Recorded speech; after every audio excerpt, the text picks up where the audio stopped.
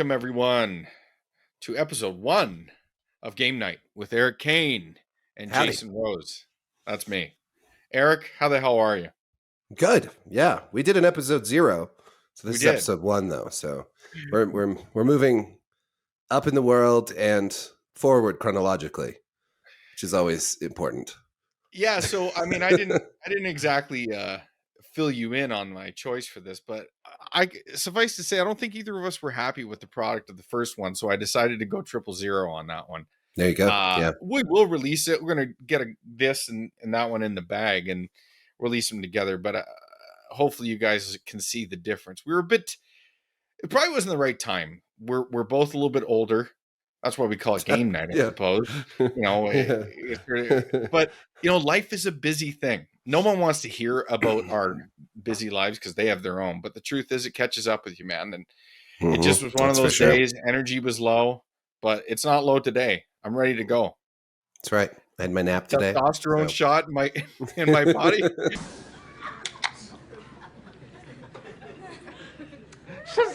You are. I think the entire male population at this point should get on that stuff. It's and a significant chunk of the female population these days, actually. So we won't go into that. Not in the first episode, Erik. We can't do that. We've already been canceled. God damn it. So we have a couple segments that we're working on, and we'll get to those later. But I think I want to jump right into something that is, I mean, it's a topic that's cooling off. But that's a couple games media stuff, what have you.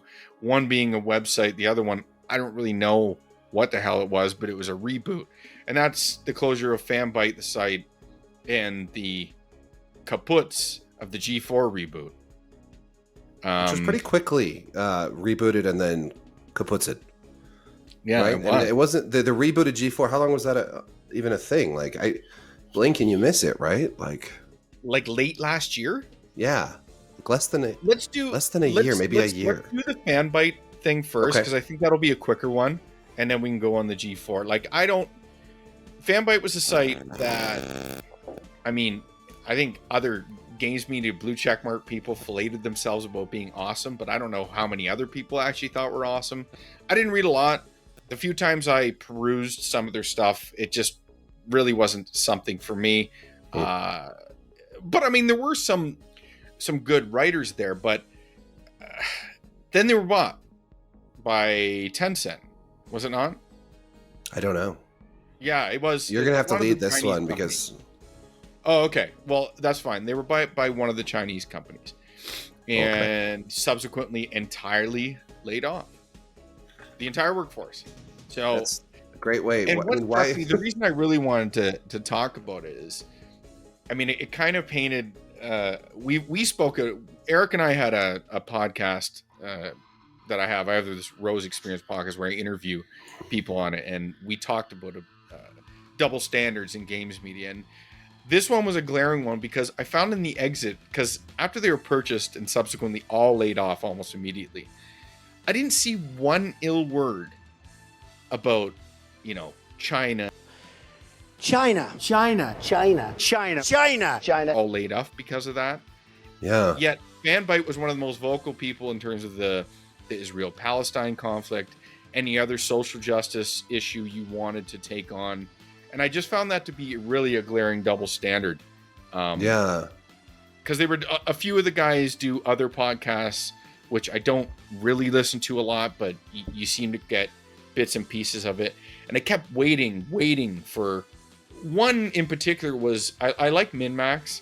Ben Hansen was one of the guys from Game Informer who went off and started his own thing, and they had Imran Khan on there, and he used to be with Fanbyte. And I kept waiting for the punchline for, you know, China took us over, and, you know, but it's kind of a double standard, blah blah blah. Nothing to be found there, and I just found it ironic, and honestly, I kind of half expected it. Just the self-censorship around all things China. Yeah, it's a weird thing. It certainly is, like, under the surface of so many people's decision making about what they say or what you're, it's not, I don't really touch on on China all that often, but it's definitely like there, there's Forbes is owned by a Hong Kong company now. China just does own so much of everything, and it makes people afraid to speak out, and it is unfortunate. Mm-hmm. And like, I don't, if you don't want to talk about it, that's fine. Oh, I talk about it. I don't care. No, not you personally. I just mean people in general. But I just find that site in particular, who always was crusading for whatever issue and making it a big thing, whether, I don't know if you're vocally active in like activism stuff, but then just don't talk about one specific issue, it is a little especially when that company is responsible for you being unemployed. Like I figured, you might cause I figured a few people might have been a little raw about that, but there was just nothing. Like, you don't hear anything about Saudi Arabia money, you don't hear about Chinese money in the game thing, which is just going more and more and more and more and more. And for a site like that to be taken out and not say a word, I found it frankly cowardly. To one, but it's odd. To me, I mean, Fanbyte won't be missed whatsoever, and I don't think very many other people will be missing it either. What's the status of it now? I mean, they laid everybody off. Are they just having like robots? I didn't look into too much. I don't know if they plan to revamp it or just keep it, only run it for certain things like guides. Listen, I'm not saying that's what they're doing, but sometimes they buy these websites and only use a specific part of it for, SEO scrapes and stuff like that. So who knows what they're going to do, but I don't think they're employing writers for original content. I see an article about Overwatch 2 from the so maybe yesterday. They just trimmed their Colin McGregor. He quit MMA or lost a few in the MMA, and now he's writing for Fanbyte. Look, with all due respect to everyone, fuck everyone. Well, sorry, the name Connor. Is so Connor McGregor. This is Colin McGregor. That's way too similar. I don't know. It looks like there's a bunch of Overwatch. He writes about Overwatch stuff there. I don't know. Interesting. I'll have to look into it more. I definitely heard more about G4. You know what? I think I have this aversion to like paying attention to games journalism and all things games journalism. I do too, Eric. It hasn't been the most welcoming a community for me. And I don't pay attention to it much. It's just sort of when it was like one after the other. And that's a lot. Yeah. That was Tencent though, by the way. Yeah. Tencent. Yeah. Tencent did buy them. Yeah. So we rolled right into the G4 closure. Okay. So G4 was rebooted by, what was the company that rebooted G4? I'm glad you're doing the due diligence here. I'm going to look up stuff just because. A year after.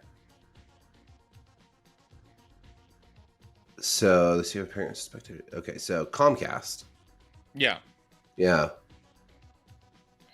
And supposedly one of the sons of a higher up sort of had a hard on for this G4 brand, and he spearheaded it's a vanity thing. Yeah, and he spearheaded it, got some people to buy on. I mean, so just were you a G4 fan in any capacity in their original iteration? Nope. No. No. I mean, I was.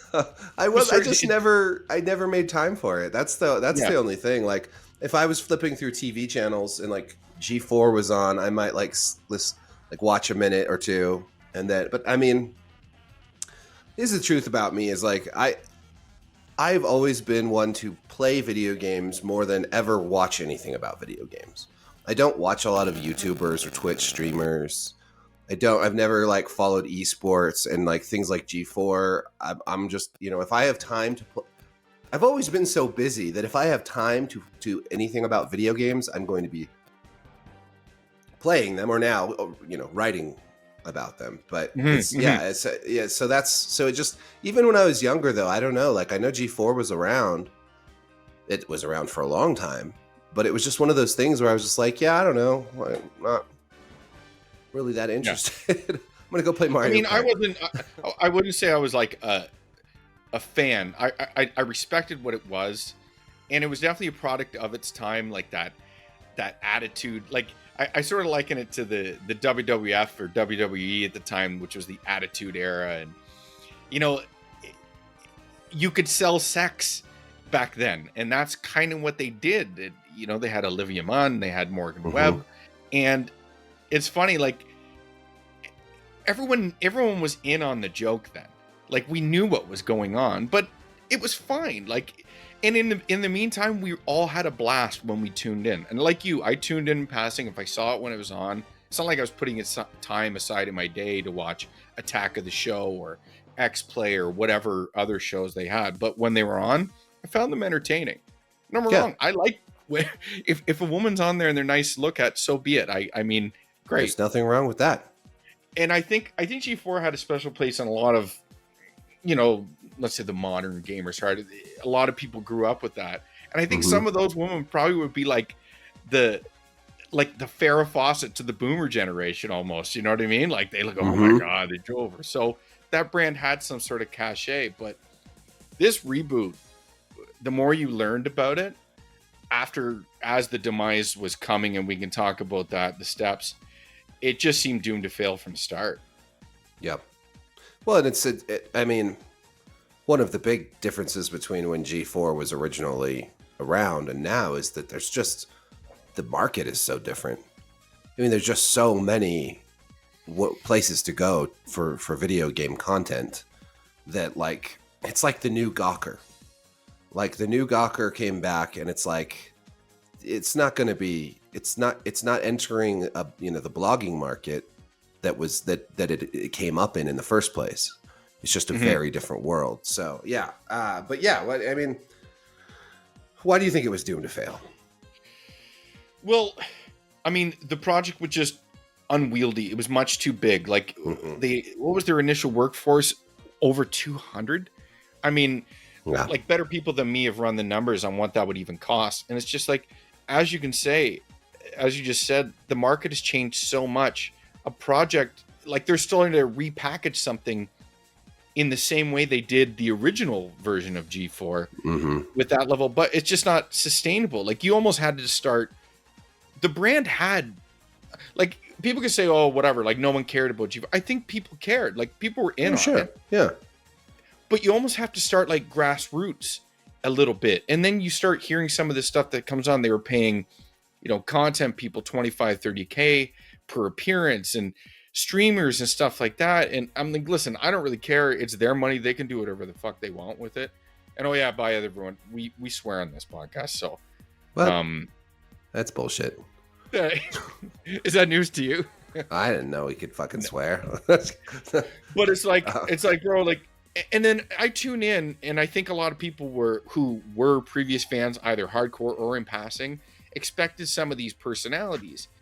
Instead, they kind of got like a really old Adam Sessler sometimes, and a bunch of other people who kind of weren't awesome. Like they just kind of sucked. Like, and the one thing I'll notice is like, and I noticed this from the Fanbyte, just pushing back to that, is like when these places closes, now I expect them, okay, I don't expect them to say anything different, but it's like all the exit people, it's like, there's no question about the talent that was on this team. These things did not fail because of talent. Bullshit. It failed exactly because of talent. Like people didn't want to tune into what you were putting out there, whether it was the written word, whether it was your video content or whatever. And I mean, just obviously there's the big one with Frosk, but it was not going to work before that. And when you actively go against your audience in so many ways, it's just, all right, fine. So what if you had been in charge of rebooting G4, what would you have done differently? So I don't know if I would have done G4 without some sort of, like Adam, he was a big part of G4, whether you like him or not. Okay. And I think Adam has become this very unlikable person. As good for Twitter drama. Yeah. Like, And I think that's part of the problem. To be honest, I never would have rebooted, but since I'm thrust in this position of managing this ship. You no longer get to choose. This is you have to reboot G4. It's a skeleton crew.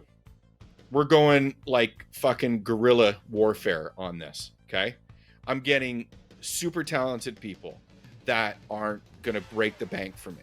Okay, because if we're gonna succeed, I mean, I guess Sessler's on board. And then it's a bunch of people like paratroopers that are hungry, likable, good on camera, and aren't drama-fueled people. They love video games and are entertaining personalities. Like, I just found a lot of the people on there. Now, I can't speak to everybody, okay? I wasn't watching this thing like hand over fist. Like a lot of the people out there, which is why it failed, I consumed it in video clips and sound bites. Okay. Yep. But those video clips and sound bites didn't give me a reason to tune in either. So Skeleton Crew, Guerilla, working off the brand name, but then presenting something new and then building organically. Like this megalith launch of a G4 reboot, it's just not going to work in 2022 or 2021 or whatever. Right. Yeah. That's me.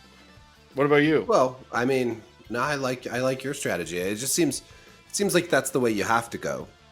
I mean, you don't have to have the biggest names in video game streaming or YouTubers on this because it is cost prohibitive. You can't if they were really paying people $25,000 for an appearance, that's insane.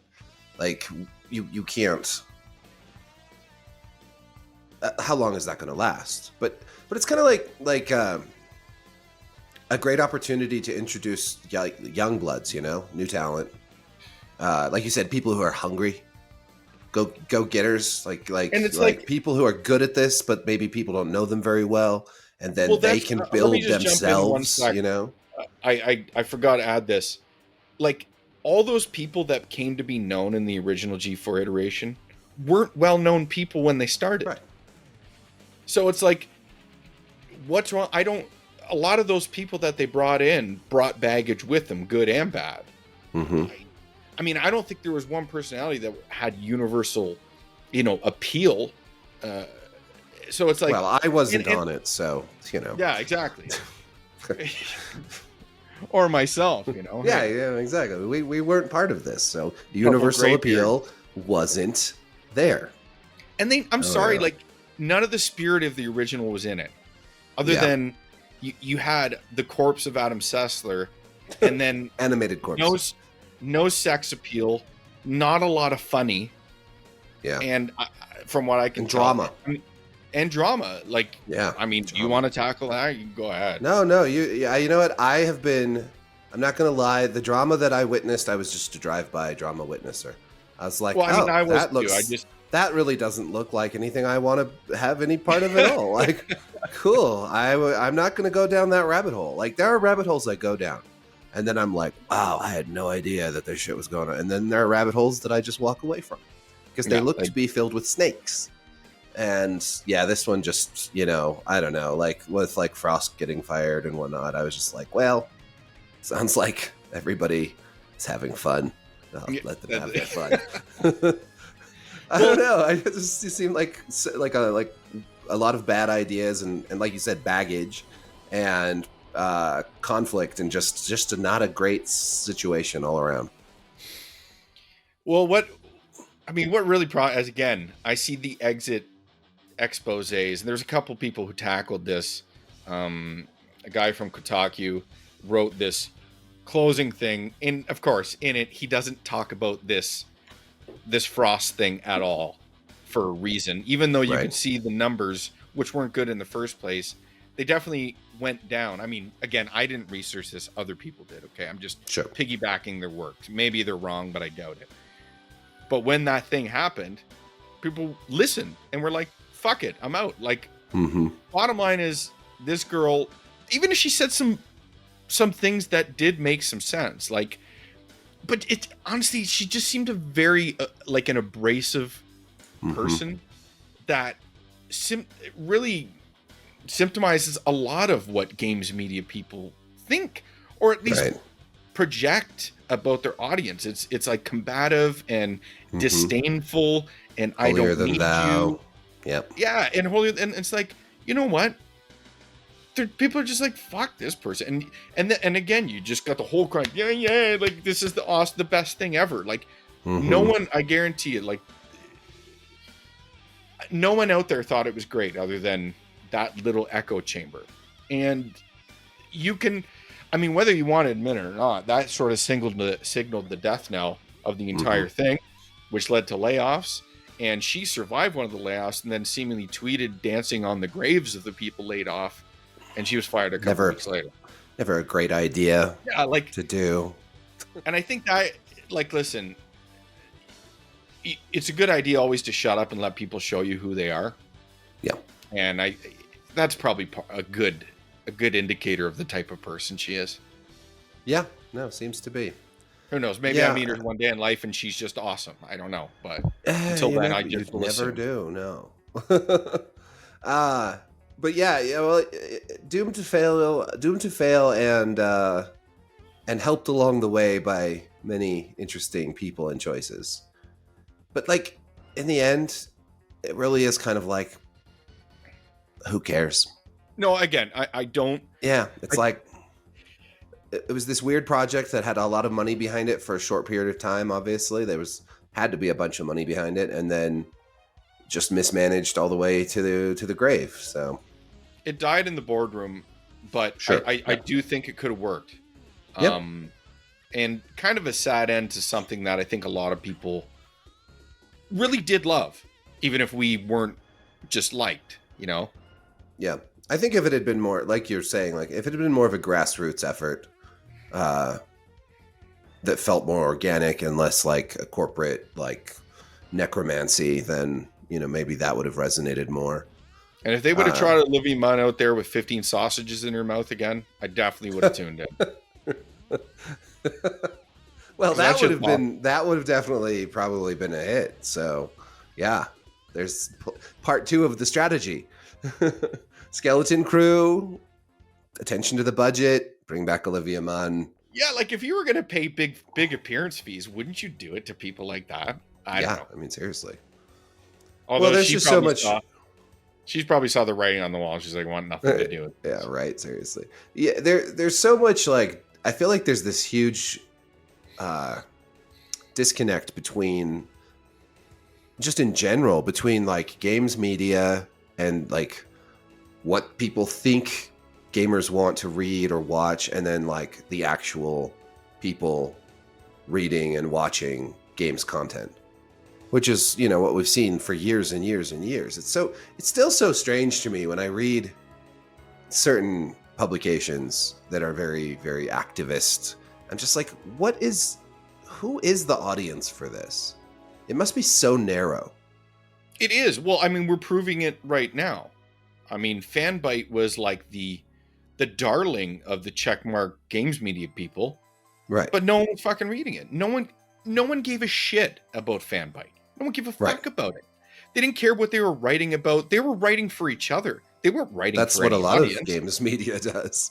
I mean, it's a lot of media does, really. You got to have your own voice to be a good writer, yes. But you also have to have your finger on the pulse. I don't think these people have any fucking idea about what the average game person wants. Like, this is an escapism media. Yes, we can critically dive in, and there is opportunities for these things like politics in it, and like people like you and I want that, but we don't want just that. Well, we don't want just that, and we don't want it presented in a way that is tone deaf and sneering and judgy. And, you know, there's always this, like with politics in games, there's always this dishonest exchange where people are like, people say, well, I don't want politics in games, and then the other side will make fun of them for not wanting politics in games, but no one's actually talking about what that means. Like, we don't mind having politics in the story of the game. Like, it's a political thriller, or there's like some, like, you know, Game of Thrones type shit going on. That's all politics. What we don't want is a political message to be shoved down our throats while we're playing the game. for one thing, that makes for bad art in general. Like we don't want to watch a movie. It's fine to watch a movie that's about political issues, but if the movie is propaganda trying to push a political agenda down your throat, that doesn't make for a very good movie. And like, so we get to this point with a certain segment of games media where they're always just pushing this constant message. And so there's this reactionary side, and I don't know. I get so burnt out on the whole thing. No, I get it, man. Like, it's just like, oh my God, it's exhausting. Where do these people come from? Do they even like video games in the first place?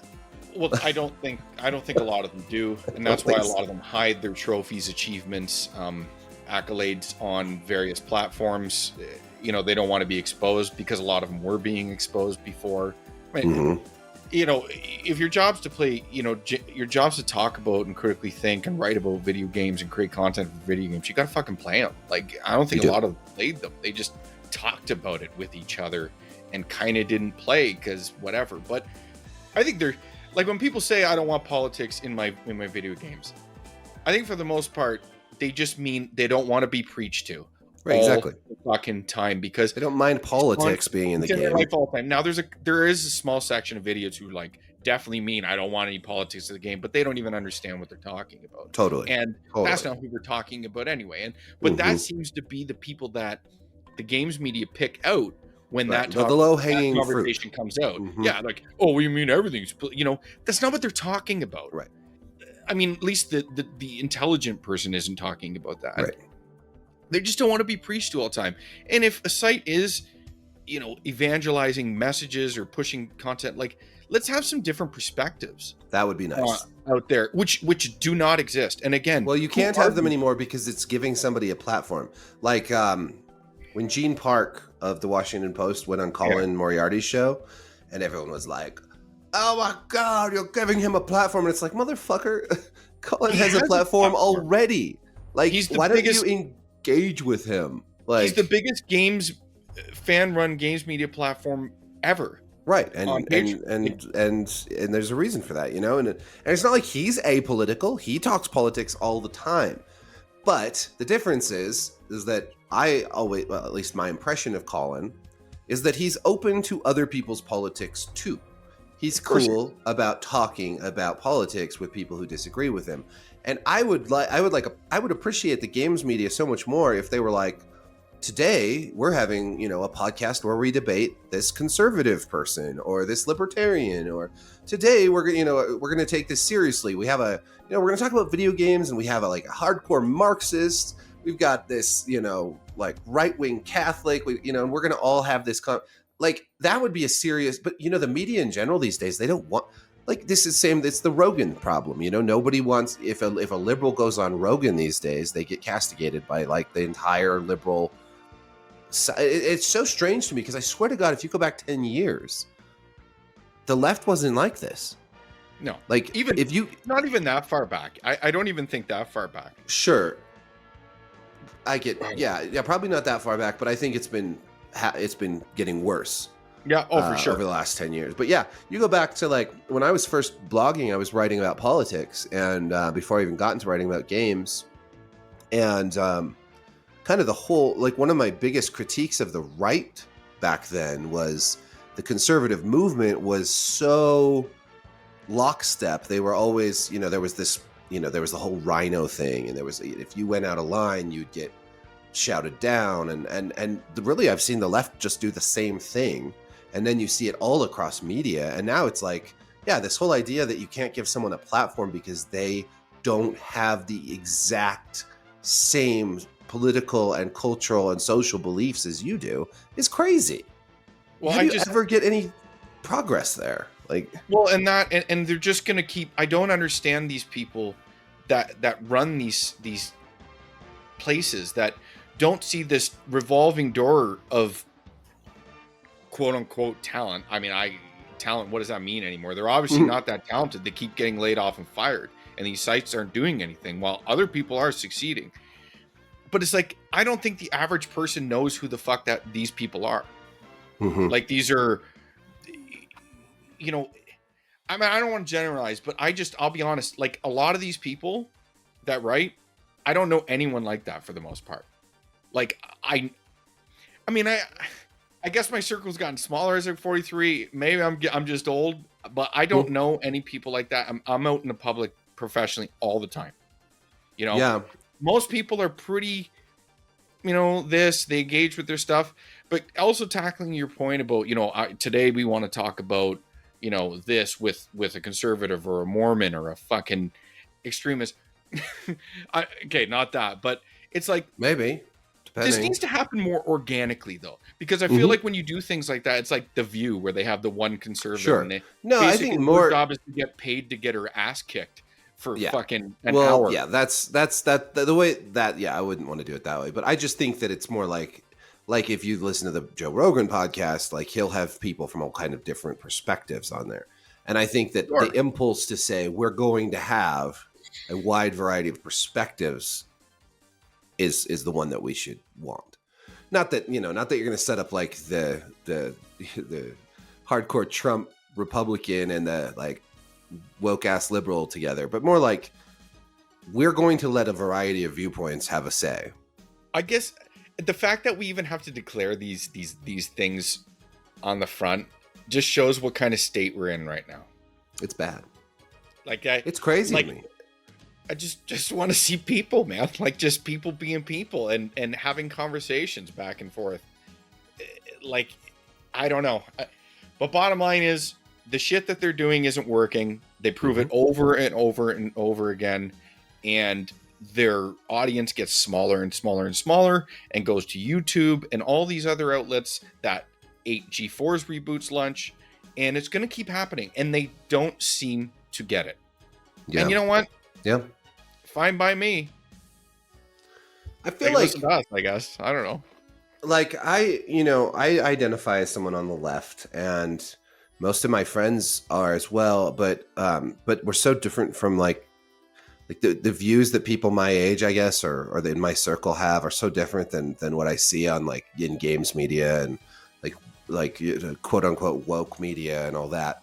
And I think part of it is like, if you go back in time, not too long ago, like there was a rebelliousness to being on the left. There was the moral majority, and then if you were, doing drugs and like being promiscuous or like listening to rock and roll or punk rock or like all that sort of like rebellious underground, like Rage Against the Machine type stuff. Like there was all of that, and now it's like everyone who's on the left is like, we are right. We are the majority. We are in charge. We're gonna snuff out anyone who has different views. And it's sort of like the tables have really turned in this very negative way, where now like that the presumptive like leaders of society are these people, and it's very much like that spirit of rebellion and dissonance and like.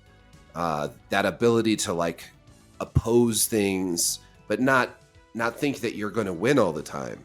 There's just this attitude, like if you don't believe these things that we believe, you're on the wrong side of history, and you're going to lose, and we're going to win, and we're going to destroy you, and everything you believe in and stand for, and like it's just a weird change in the scenery of the political and cultural makeup, and it's so much in games media, which is I know why we're talking about it, but it's so much in games media, and it's so strange.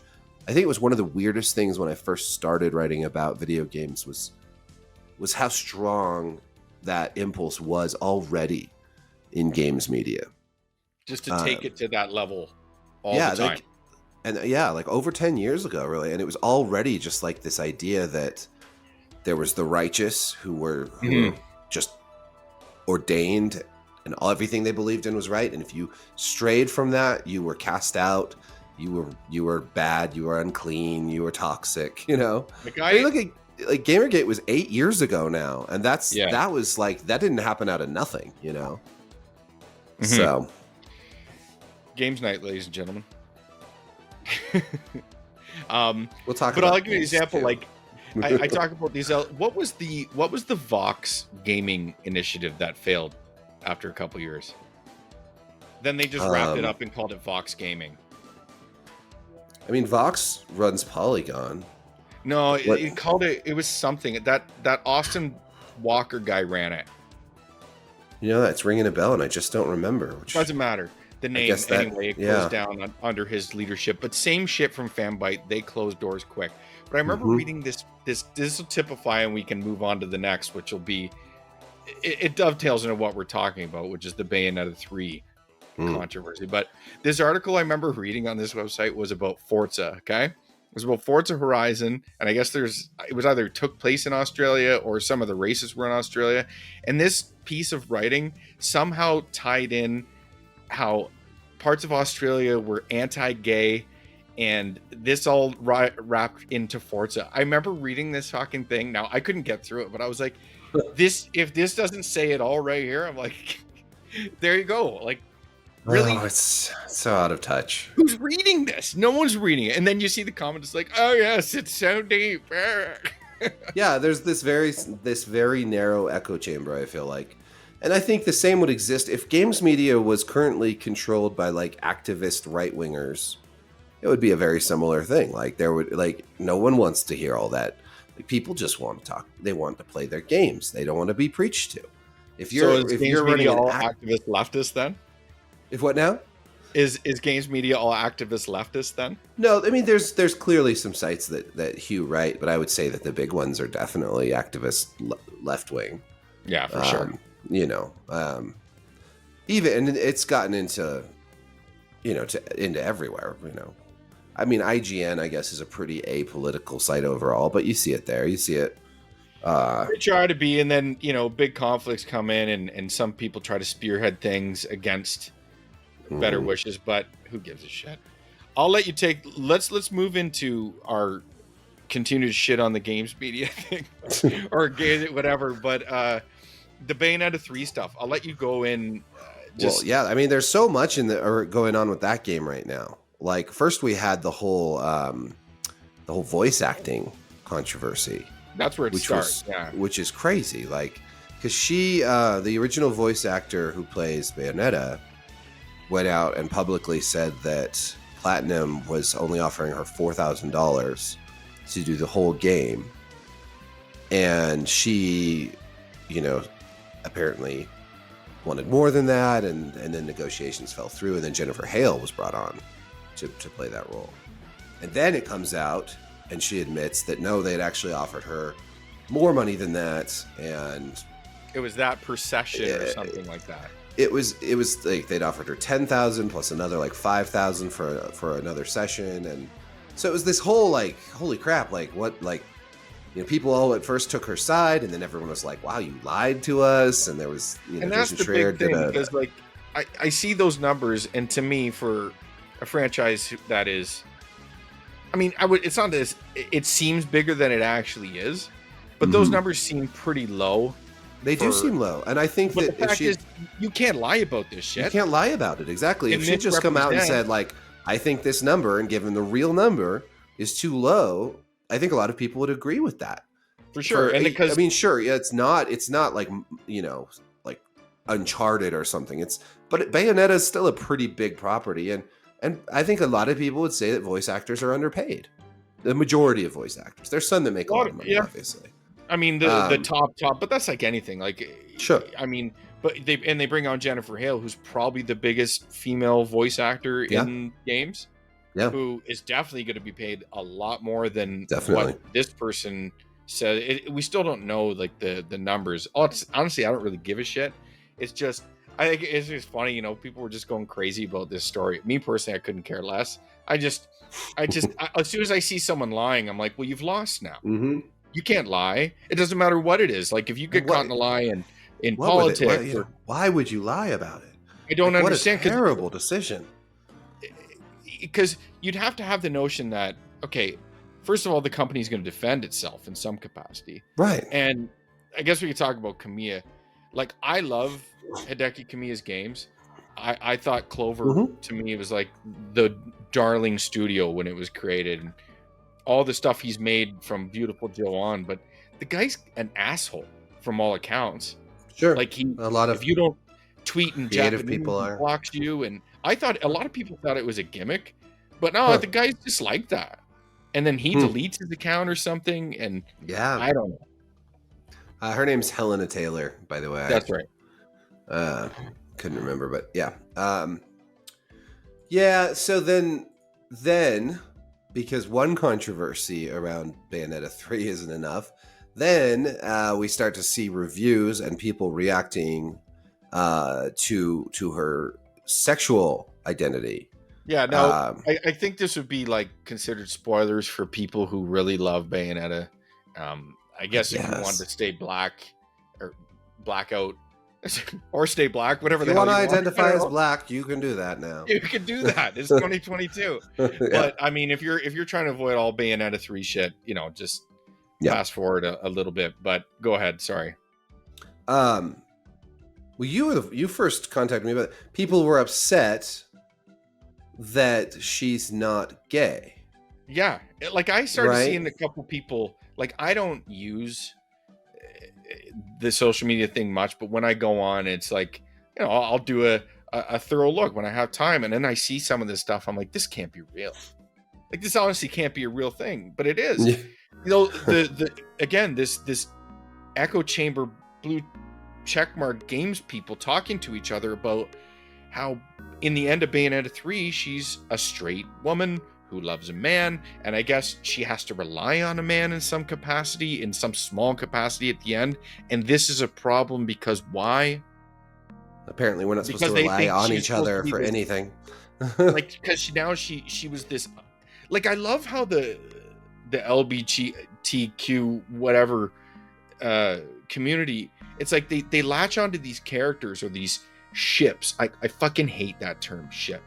I hate it so much, right? Dude. I hate it almost as much as calling when Thanos snapped his finger the blip. That I hate the most. That's the it's the dumbest thing to call it. Anyway, yeah. They latch onto these things that they fan service and ship, and then when it's not a real thing, it's like they just go nuts about it, and it's like I'm just like, I don't know. Again, I think that's just the shipper community in general, whether straight or gay. There's this weird, unhealthy obsession with fictional characters' personal lives. It's weird to me. It has influenced like shows like Arrow. The shippers like really pushed for the Oliver and Felicity hookup, and then that was called Elicity, and it ruined the show. I mean, it just totally ruined the show. That's the thing, because they put two characters that shouldn't have been together, and then they focus the whole show on it. And it's like you're catering to this weird community of psychopaths. Vocal minority who dwell on social media, and just they seem like, if you're listening, I guess, and reading your responses to your tweet, which you should never do if you're a big thing out definitely. There. Don't wade into that cesspool. I do that. YouTube comments. Don't do it. Because they're not representative of anything. And it's like, and then you look back, because the funny thing is that Bayonetta as a character was used in Anita Sarkeesian's, videos. What the hell were they even called? Feminist Frequency? That's right. Ethics in gaming, right? No. Yeah. Oh god. Feminist Frequency. One of the things is, and she was used as this perfect example of everything wrong with video games and right. It was that Bayonetta had been, and we saw a lot of op-eds about this, that Bayonetta was created for the male gaze, not the male gays, the male gaze. One of my favorite rebuttals to that, and I can't remember who wrote this, but was actually a lesbian who wrote this rebuttal to this idea that it was for the male gaze, and she's like this character, what about lesbians? We also like to look at beautiful women. Like, why do you assume that this character was created for men to ogle? Like, what if it's for men and women? Like, and also, by the way, Bayonetta was designed by a man and a woman together. So, like, but yes, back in the early days of Bayonetta, and when Bayonetta 2 was coming out especially, there was all this controversy around her character because she's often nude. Her clothing is made of her hair. her magical hair, which can be used also as superpowers, and she's a highly sexualized character. She also just happens to be totally badass and entirely in charge of her own sexuality, which is honestly exactly what we should be wanting from strong female characters in games and media in general, is women who are they're allowed to be sexual, in charge of their sexuality, totally badass, but not like badass just by being unpleasant and like hard to stand. She's a likable character. And now the weird thing, and when I saw your tweets about this, I was just like, ugh. These people are like, how could any straight man be attracted to this? And they're showing clips from the game, and I'm like, who are these people? Like, I'm like, have you never met a straight dude in your life? Like, it doesn't take much, man. And also, we generally are attracted to lesbians. Like, this is not a secret. If she was straight or gay, we would be attracted to her because she's hot, man. Like, crazy. She kicked some ass, and she's just a cool character. And it's cool if she's also attractive to queer people. That's cool. I don't give a shit. Like, she's an attractive human being. She's going to be attractive to different people for different reasons, including, I assume, straight women who aren't attracted to her sexually, but admire her badassery, etc., etc. Like, sure, I mean, she's a great character. And honestly, like, it's a Japanese game, okay? I think these people don't understand that, most of the world isn't nearly as gay as Western society. Right. Or as uptight. You know what I mean? Like, Japan's not like that at all. Like, when they're writing, it's like, and these people can never, they can't even figure out what they're outraged about. It's just a new thing to latch on to be outraged about. I just don't. It is so absurd to me. That's why sometimes I see these things. And like you, again, I try not to go down these rabbit holes at all, because I'm just like I just want to smash. I'm like, what the fuck? Like, really? I can't believe these people are real that actually think like this. Anyway, are they real? Are we sure? Are we real? I'm not sure. I've been wondering about this lately. It's an awful lot of effort, and I guess it does provide content for people who want to talk about how crazy other people are. It gives me lots of things to write and make videos about. But it is very strange. Just to ask you a question, we get back to this. Do you think the average, not even gamer, but person, like, this seems to be like a topic as over the last few years, that showing everyone to be beautiful, male or female, is somehow problematic. Do you think the average person gives a shit about that? No. The average person doesn't give a shit about any of this shit. But they do care when all of a sudden there's a 350-pound woman modeling lingerie on the billboard. Hey, I'm not saying you're not beautiful to other people, but I'm telling you, like, that's not the way you're going to sell me underwear. I'm not going to want to buy that for my wife or my girlfriend. There's a niche for that, for, obviously, and I think that, if you've got your catalog or whatever that's designed for, bigger people, that's totally fine. But yeah, like trying to see, what I always figure is that the people behind like the billboards with 350-pound women are skinny, attractive women who want to, like, be really sneaky and manipulative. It's like the chicks that make friends with, like, uglier chicks so that they can be the prettier chick. To elevate themselves in the friend group. Yeah. And I swear to God, that's what's going on. That social hierarchy exists across the board in different levels. Like, absolutely, a lot of parasites, you want a smaller parasite to elevate them. I mean, that just happens, whether it's beauty, whether it's anything, status, whatever. Yeah, and especially really ambitious, awful people are going to push that more. I think we see a lot of that in general with a lot of the sort of cultural stuff that we're seeing right now. Is we're seeing a lot of manipulative people that are gaining status, fame, and wealth by pushing certain issues that make themselves look good, and so on and so forth. So yeah. But Bayonetta, I haven't played the third one yet. Do you like the series? Or you fan? I do. I don't think I played the second game. Well, it was a very Wii far. U game, right? It was a Wii U game, and I liked the Wii U. I enjoyed that console. You gigantic weirdo. They had such good games for it, though. They did. They had Mario Kart 8. They had Wonderful 101.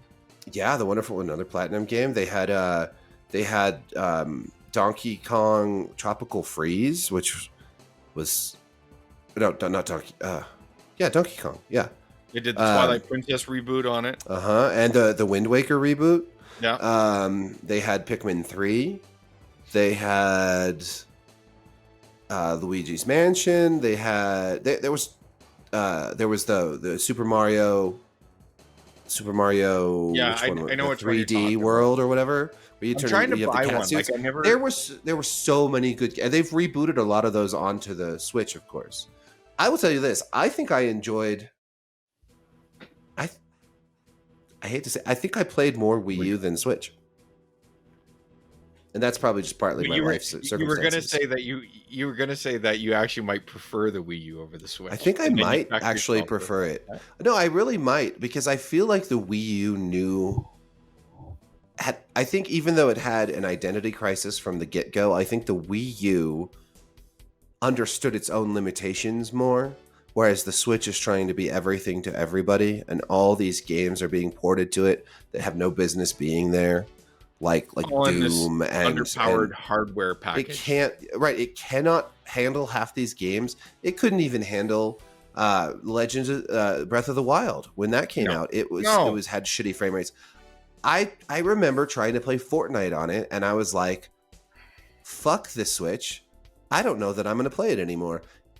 Partly that was every time I turn it on, I have Joy-Con drift on all my Joy-Cons. I am so sick of drift. So really the Switch for the last couple of years has just been kind of a thorn in my side. Whereas the Wii U, right up until the day they sort of discontinued it, I really enjoyed it. It had some cool stuff, man. Like it was a good little system. For quite a while now. Really I liked the GameCube. It seemed to be, it was still up to snuff technologically while still being a Nintendo piece. But ever since then, their hardware is just let's just say it's shit. Well, it's like they've got good ideas and poor execution. Like, so I wrote something about how they should make a hybrid mobile and stationary console like 2 or 3 years before they came out with the Switch. I thought it was a great idea, and then they did it, so they clearly copied me. Of course. No, but I mean, it makes a ton of sense, but it's like, now I'm like, it's a bad idea. I would really love to see I'd love to see a Nintendo console that was like as powerful as Xbox Series S. It doesn't have to be the most powerful, but just something that can handle like the next Zelda at 60 frames per second. And like that can do, that can handle it doesn't have to be the most graphically amazing thing, but that loads quick, that handles that steady frame rate, that can handle some port. If they're going to be doing these ports and these games like Doom, like Skyrim, it should be able to perform at a respectable frame rate. Yes. And it can't. The Switch cannot do it. It's Nintendo pathetic. Fans, bless your hearts. I see you out there all the time. Speaking of Japan, hello Japan. Japan. But in the back of your head, it's not true. But you just want to try to lie to yourself to make up. This is incredible. What a port. This and that. And I just am like, I can't play marginalized games at this point. I'm just not going to do it. I feel awful. I don't understand. Like, to me, if you're only a Switch owner, you're kind of not participating in the video game generation. Unless you're 6. If you're 6, you're going to be fine. Yeah, and I'm not or saying if you only like 2D indie games like Shovel Knight or something, that's fine. You're going to be fine. Again, you don't have to be. You want to own a Switch, you want to play that, God bless you. Go ahead. It's just, you're missing out on so much. And so much. Oh my God. The problem is also, no one will criticize Nintendo for, they will not sell any of their hardware at a loss. Ever. Yeah. That's why their hardware is what it is. And if they were to make a a console or a piece of hardware equivalent to the S, it would be really fucking expensive because they're not going to sell it at a loss or Well, even. I understood. I like that made more sense before they had their own like subscription online service. Which So is now they're making money hand over fist, like with their store, which sells tons of just crapware and bloat, and like the whole business model of Nintendo has changed. And yet, yeah, you're right. They still won't sell at a loss. I keep saying we need a Nintendo Switch Pro, like something for people who don't care that it's mobile, just something that can handle this shit and on a screen, like on a TV screen, or I don't own a Switch, something. and the I own remodel. like 4. I was waiting for a Pro. I wanted that remodel to be a Pro. Everyone thought it was going to be a Pro version. I'm like, okay, I can get back and I'll start playing some of those Nintendo games again that I loved, that I've kind of left behind. And the minute it wasn't like, and these people, I'll buy a Switch and I'll love it. Okay, sucker, you're just being a sucker at this point. Like, I mean, it's great for certain, but see, like my son, who is now 12, when he was a bit younger, the Switch was great for him. He loved it. He played it all the time. That's what he played Fortnite on. And then he got a little bit older and he barely touches it. He's either on his Oculus Quest 2, or he's on his PC, or he's playing on the PlayStation or the Xbox. I almost never see him playing the Switch anymore. My daughter never plays the Switch. Sometimes she'll pick up a 3DS and play that instead. Like the Joy-Cons are a menace. That's one of the big problems that I think. They're literally garbage. I mean, first of all, even without the drift, they are tiny. I like the Pro controller; it's fine, but yeah, they feel like shit. They're bad controllers. I have a big mitt. I've held them, and I'm just like, these things. What do you want me to do with them? I feel like Ricky Bobby and Talladega Nights. I don't know what to do with my hands. There you go. Here's one of the things that was great about the Wii U. It was almost always attached to our TV, and we had controllers for it. So if we were going to turn on Mario Kart 8, we would have 4 controllers laying around that we could just pick up and immediately play Mario Kart 8 on the TV. But with the Switch, you've got to like take off the Joy-Cons and then figure out which controller's going to be which. And you got some people are going to be holding just one Joy-Con to play the game with. It's a mess. It's at a certain point, it's like, it just isn't. I don't know. Nintendo fans are going to fucking hate us for this, but it's all right. It is just subpar on so many levels. I love so much about Nintendo. Like, again, I love the Zelda games. I love Mario Kart 8. Mario Kart 8 remains one of my favorite games I've ever played. It's magic. I love it. It really is magic. That's so great. But you know what? I played Mario Kart 8 on the Wii U 100 times more than I've ever played it since it's been out on the Switch. I almost never play it anymore. And it's totally because I find the Switch a pain in the ass to use, and my controllers have Joy-Con drift, and I just get sick of it. And I'm like, nope, we're gonna play. If we're gonna play, we'll go play Call of Duty, or we're gonna play, or my son's like on Gang Beasts or something. Mario Kart 8 or Nintendo stuff in general is not even. It's just not even it's not a presence in our household anymore. And that's crazy because me and my kids play fucking video games all the time. But it's my son, he's either on Minecraft, Fortnite, some sort of VR game, Roblox, that kind of stuff. My daughter, really, she only likes to play Call of Duty for the most part. But like where we used to play Mario Kart, Super Mario Brothers, etc., we barely even touch it anymore. And that's what I'm saying. We played a lot more when the Wii U was out. I don't know. Like you said, though, great ideas, poor execution. Yeah, that's just the way it is. It's too weak to handle. That would be nice with good controllers. I don't know. Oh, speaking of, this is a great seg for the Steam Deck. All right. Because the Steam Deck, I just got it, so I don't have a lot of experience, but I'm not a big handheld gamer in general. Nice. I like the case it comes in. It's very nice. Awesome. But it feels so much better and looks so much better than the Switch. It's not even funny. The size is perfect. It's got like a hefty bulk, but it doesn't feel like it's weighted properly, and it doesn't feel like a lead weight. Like, I haven't really used mine a ton. I just kind of wanted it because I buy these things. And I want to like trick it out and change the loading screens and whatever. But like just having it and the snappiness and the ease of use. Obviously, Steam is a many years of fine tuning to become the thing that it is. Yep. But I mean, still having what's available on you and hardware wise, it's fantastic. And it's fantastic. They have caught up. Valve has caught up so quickly to match the demand. I mean, which one did you get? I got the most expensive one because why the fuck not? Yeah, because I wanted the fastest loading times and all that. The difference between the most expensive and the second most was just not enough, and the lowest storage model just didn't seem like a great option. So no, someday I'll play Half-Life 3 on that puppy. No, it's awesome. I'm glad you have one. I'm looking forward to comparing more notes when we can dive in more thoroughly. I don't know when time allows. That's going to be a hard one. Well, I want to play more with it. I'm really looking forward to a few games on there. I played a little Elden Ring. Then I downloaded God of War and want to try that on there because I think it'll be fun to play God of War on a handheld. I don't know all these. I'm always just like, cool. I'm going to play God of War on a handheld, but also Persona 5. Great. Oh, it's so great. I just downloaded Persona 5 on there. My first Persona game was Persona 4 Golden on the PS Vita. Yeah. So it's going to be fun to play Persona 5 Royal on the Steam Deck. Yeah. So I just, it's fun. And I played a little bit of that Curse of the Moon game on there. Oh, did you? I did. That was fun. Such old school Castlevania vibes.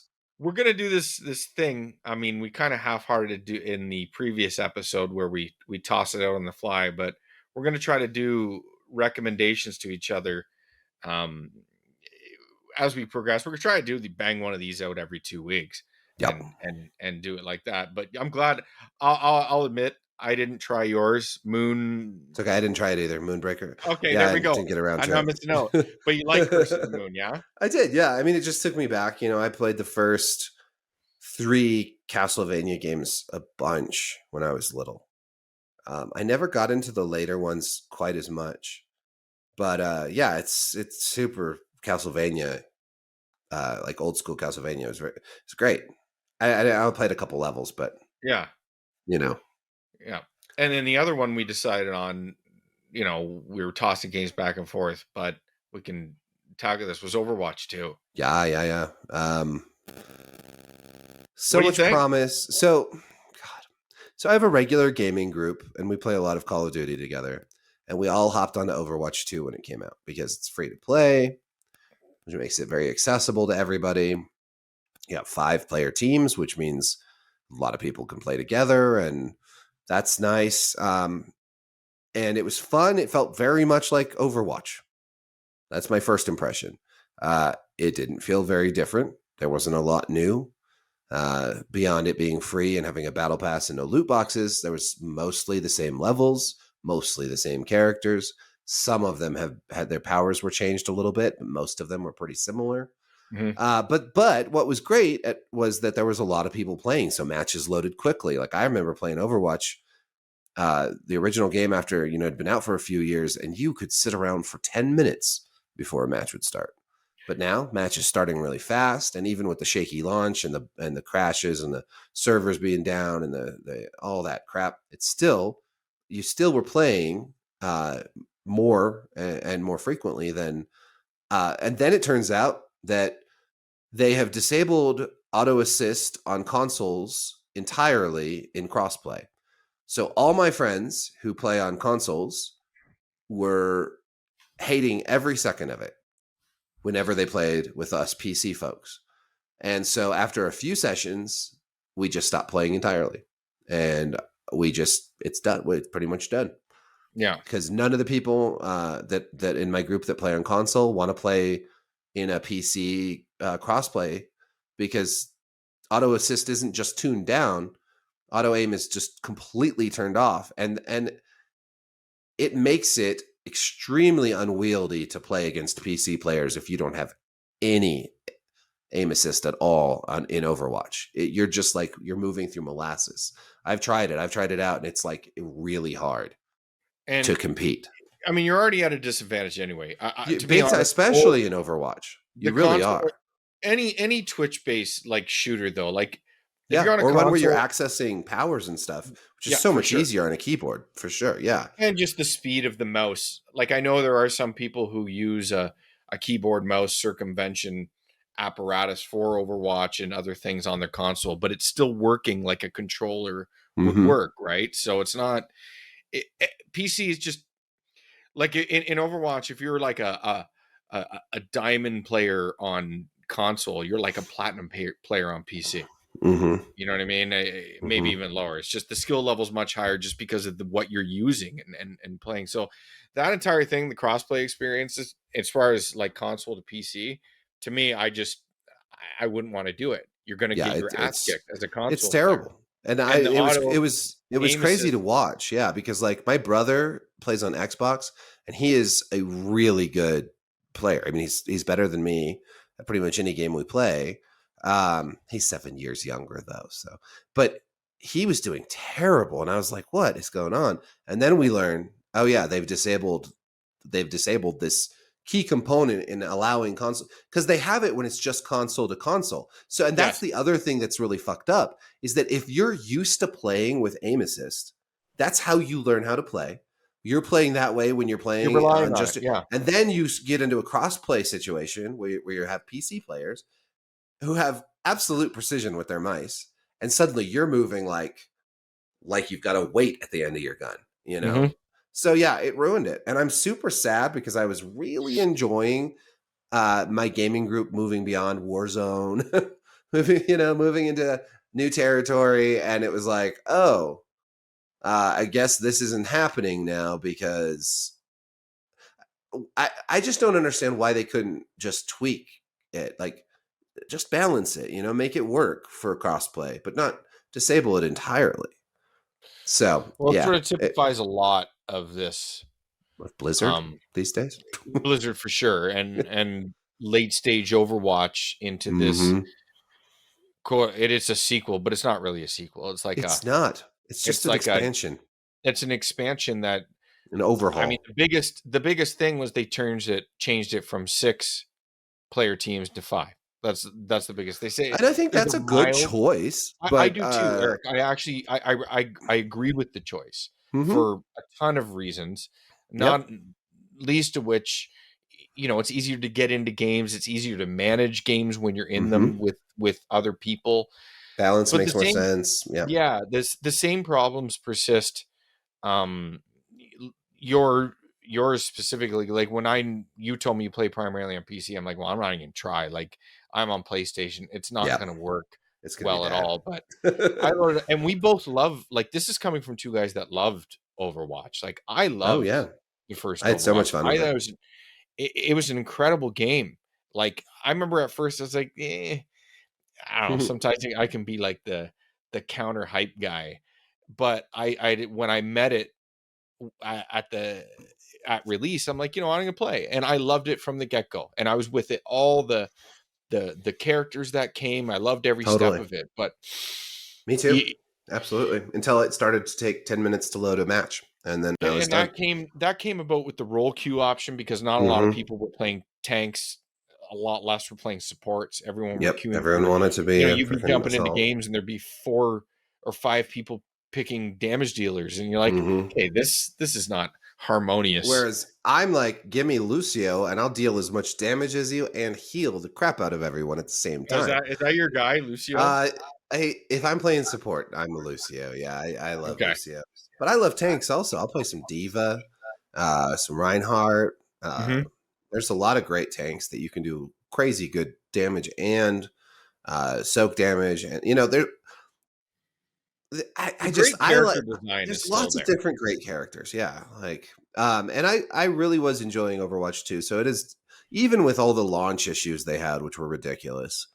But I I'm mean, disappointed overall. my Yep. biggest problem, and what just stops me at a principle, is like I'll just stay off the bat. Like I can buy anything I want.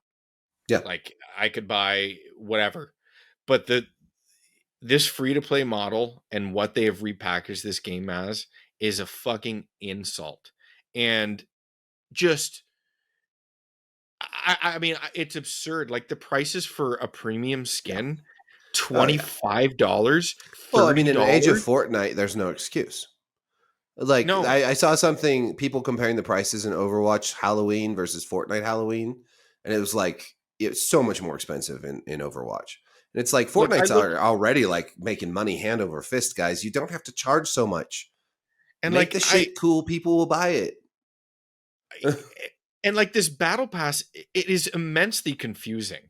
Yeah, like again, for what you so what stupid. you pay for. What is 55 now? It's Canadian pricing, mind you, so our American listeners, it'll be less for you, but it's $54.99 Canadian. I didn't buy it. I'm just looking at it, and it's like you don't even get the shit. You still gotta. It just gives you access to the further tiers of that shit. And I'm like, imagine the people that think they bought this, get all this, and they don't even get it. Right? Yeah, but it's like Halo screwed up their battle pass and progression, and it's like I just find it. There's no excuse. I never thought I would clamor for the days of loot boxes, but I'll take Overwatch 1 loot boxes. At least they were fun to open. Like 1,000. And now, like, there's no reward. Like, the reward for winning and what you're building, like, the currency is so small. It takes you forever. Like, to me, it is actually fundamentally something that will stop me from playing this game any further. There's a lot of all. They're giving us too many reasons to stop playing this game. It's like I go on the official Reddit, which was typically very, very defensive of Overwatch and all their balance faux pas and all this stuff. They're just on fire ripping this game now. Oh, I'll have to check it out. I haven't been on there, but yeah, I bet. They've turned on it like they're all over it. And I love to see it because fuck them. Well, like, that's they need to. Man. Yeah. Because really that's it's not, yes, it's free to play, but people loved unlocking this stuff, the skins that they flaunt. And now, I mean, the biggest problem is, though, Eric, they're locking characters behind. Yeah. Yeah. Which, I mean, some people do this. Some games do this right. I think Apex has done a good job. I think, again, like Fortnite is the base standard of how you can do a good battle pass. And games like Warzone have picked up on that perfectly. And it's like, what's your excuse?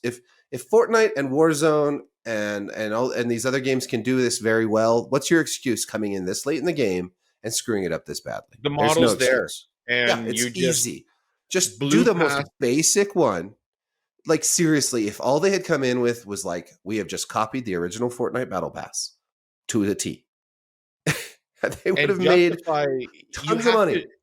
You have to justify your pricing structure, and coming out the gates like this, so it just looks like a corporate repackage. Everyone already thought that's what this Overwatch 2 secret was. The look is bad. Everyone thought that's what it was, and now they prove that's exactly what it was. With this, and you know what? I'm not in. Like as much as I want to play, I'm not disappointing. I'm not doing it's very disappointing. And they fucked up my Doomfist, so they can suck my ass. Like I never liked. He's objectively the worst character in the game now. He's an abhorrent tank. Like everything that was awesome about the character to play is gone. There's no cool tech. Everything about it is clunky. Now he's just called Clunkfist. Clunkfist, yeah, damn. Can we take a 2-minute intermission? We can. Cool. I need to check on something. This time is like no other forest in living memory. No make lost, breathe the air, taking the feeling of peace and harmony. Feeling can fly close to the sky. Knowing it's shine. Peace and time we never had in some place. And we are back. I guess we can close out on the Overwatch 2 thing, man. Like, well, yeah, I was just thinking about that. Like, as we say, no excuses. Like Halo Infinite and Overwatch 2, there are so many unforced errors. And when a company like Activision, for all their flaws, can literally release a new Call of Duty every single year, sell like gangbusters, and provide their fan base with pretty much exactly what they want every single time. Like, granted, there's going to be the stinker years, like Vanguard was pretty much not that great. But like every year, Call of Duty comes out with a multiplayer mode that has a multiplayer that has a bunch of different modes, a bunch of different maps, tons and tons and tons of content, and they release it like clockwork, and it all just works. What is a game like Halo, which hasn't come out, there hasn't been a new one for years, or Overwatch 2, where, it was years ago that Overwatch came out. Why can't these studios release something where there's enough content, where it's streamlined and easy to operate like a games as service, if that's what they're trying to make it? Why is it so screwed up that it's all, that the launch is almost unplayable, and that all the little systems don't, like Halo, I gave up almost as fast as I gave up Overwatch 2. It just wasn't, it wasn't working for me. Like, I mean, Overwatch 2, I can't give you anything for. I mean, it's just bungled. It's no excuse, right?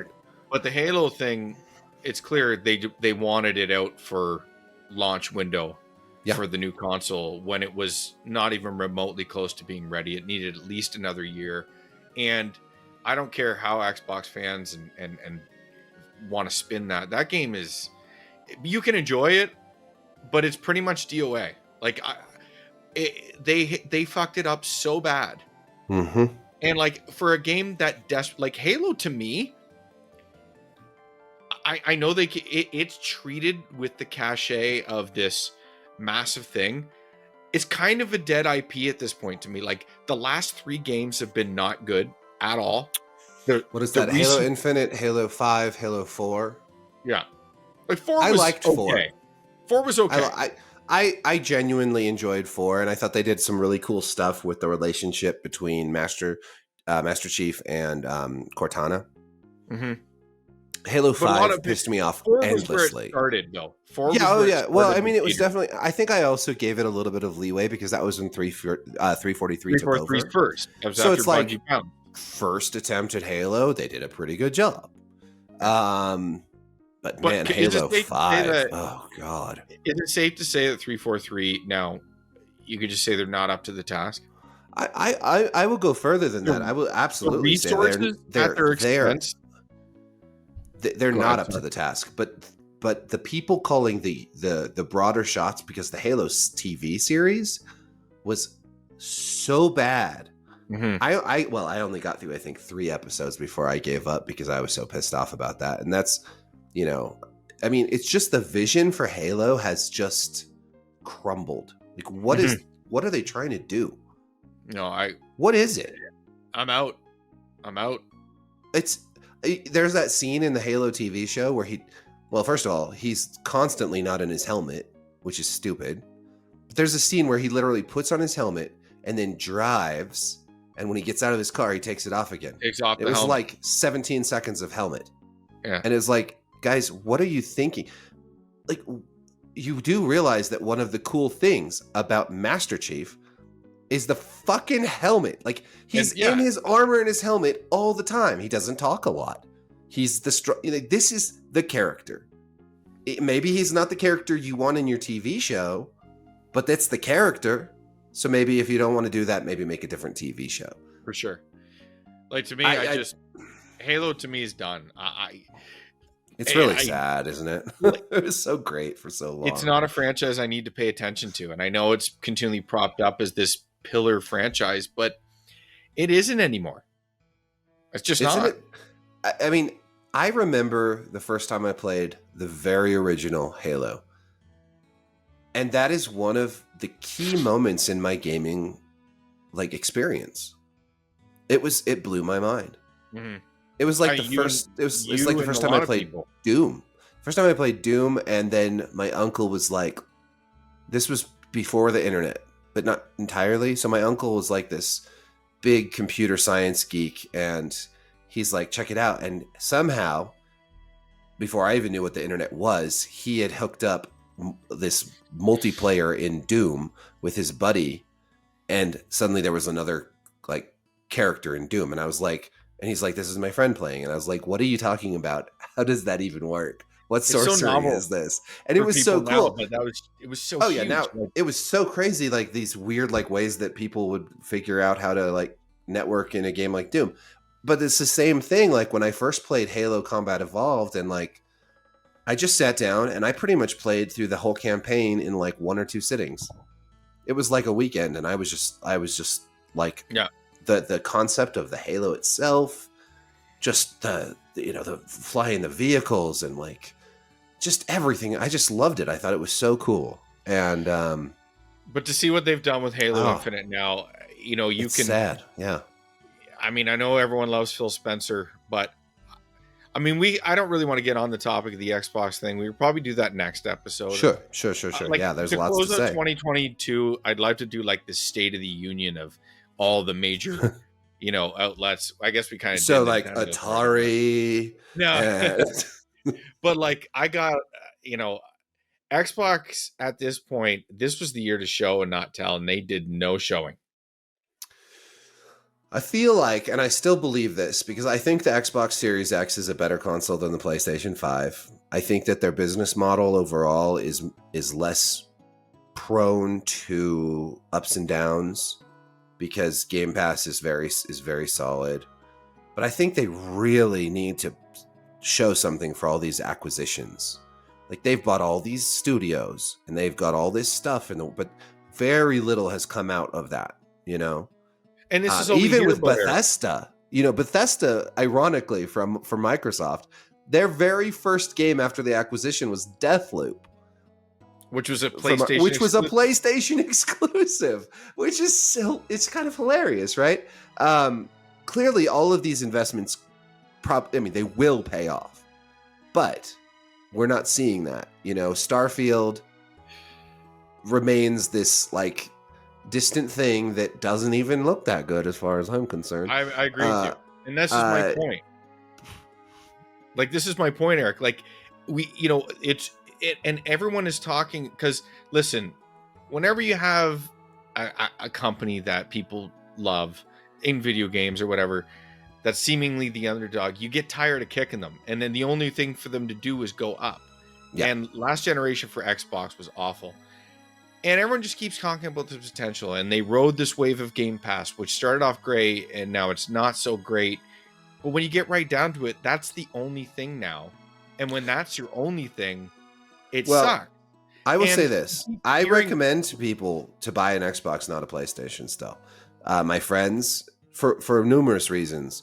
Xbox All Access is a great way to purchase a console if you don't have a lot of money. Like, you can get financed at 0% with Game Pass. It sounds like you get a mortgage. No, I know, but actually, like when like for a lot of my friends and like my brother and stuff who don't have like a few $100s just lying around, this has been a really good way for them to get into the next gen. Sure. Like, and I'm talking like many different people where it's like, I don't have $500 to drop and then also buy a bunch of games, but I could do this plan where it's $30 a month. Like, that's a smart business move on Xbox's part. Like, Yeah. I really think it is. And for most of my friends, at least, like, I'm much more a PlayStation guy in that I do love their exclusives a lot. Like, we talked about God of War recently, and I can't wait. Do you know what? Paul Tassi got a review code for that. Oh, wow. Even though we've been blacklisted for years, he got a review code. So have you been talking to him about it? He said his article was it was like more of the same good thing, basically. Like, it sounds like it's gonna be a lot like the last game, but that's not a bad thing necessarily. Like, Yeah. a continuation. And if you're of- interested in our conversation, more or less my point about the sequel, that's in the previous episode. yeah, which Sort is of only towards the end. available to our Patreon. subscriber. No one's paying for this. No, when we get to a point though, that's what we should do. We should have like outtakes and like shitty episodes that are only available to the hardcore fans. Like our piss break. Yeah. I mean, that's got to be exciting content. Yeah. All right, Watch check here. out. Hey, Patreon subscribers, watch me check out my daughter. Yeah, I will be right back. Then you just hear like yelling in the background and like, "Are you good?" "No, Dad. Why did you leave me here?" Yeah, I can't do anything on my own. Yeah, just wrapped in like a stool. Yeah. Anyway, God Yeah. of War Ragnarok. Got to, but okay, yeah. So these are topics for the next episode. for sure, but, we'll get into the State of the um, Union with the what- Xbox. Let's wrap up the Xbox thing. And Yeah. then we'll move. Okay, well we'll not wrap it up, but we'll set the T. Yeah. Xbox, I think there's a lot to unpack with Xbox in that I think they have overpromised and underdelivered, but the delivery could still be pretty awesome. They do have a lot of acquisitions under their belt. They do have some that's really cool undeniable. stuff like coming up. And if I think for Xbox also there was a lot of catch up and a lot of recovery from the early Xbox One days, which were such a clusterfuck. I mean, Sure. Look at the Xbox Series X. Like that console it's super straightforward. It does the job. It's a great Games console. look great. It's no frills, but it's just a perfect console, right? Okay, let's cut it there.